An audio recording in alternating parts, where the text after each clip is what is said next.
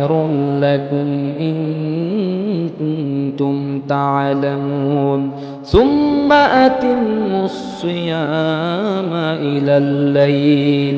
তোমরা সন্ধ্যা পর্যন্ত রোজাকে পূর্ণ করো। সুবহানাল্লাহ পড়েন। তার মানে তিনি বোঝালেন আমি রোজা আছি, আমি এখন তোমার কাছে কিছু খাবো না।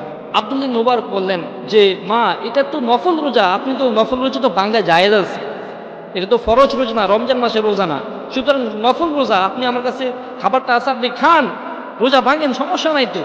তিনি বললেন, দেখেন কোরআনের আয়াত দ্বারা জবাব দিলেন, ওয়া আন তাসুমু খায়রুল লাকুম ইন কুনতুম তা'লামুন। যদি তুমি এটাকে পালন করো তাহলে এটা তোমার জন্য কল্যাণকর হবে। তার মানে নফল রোজা হলে সমস্যা কি, যদি এটা আমি রাখি তাহলে তো এটা আমার জন্য কল্যাণকর হবে। সুবহানাল্লাহ পড়ে। আব্দুল্লাহ ইবনে মুবারক রাহমাতুল্লাহ আলাইহি তিনি তো অনেক বড় মুহাদ্দিস ছিলেন। তিনি মনে মনে ভাবলেন, আমি একজন মুহাদ্দিস আর এই মহিলা আমার সাথে কোরআন দিয়ে কথা কয়, নিজের অনেক বড় পণ্ডিত মনে করে, আমি তার মুখ দিয়ে, তার জবান দিয়ে তার গ্রামের ভাষা বলা বই, কেমনে আমার সাথে সে কোরআন দিয়ে কথা কয়, আমি এটা তারা দেখে দিব।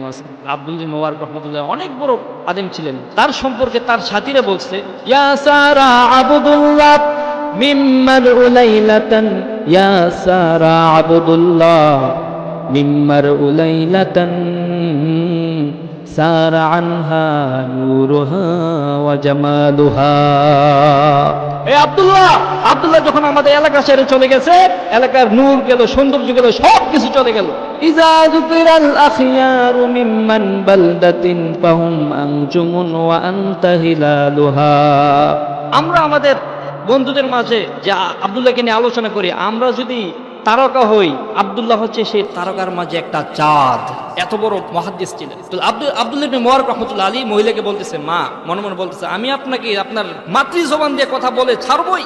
এবার আব্দুল্লাহ ইবনে মুবারক রাহমাতুল্লাহ আলাইহি বলছে, মা, আপনার বাড়ি কোথায়? কারণ কোরআন শরীফে তো 5টা গ্রাম নাই বা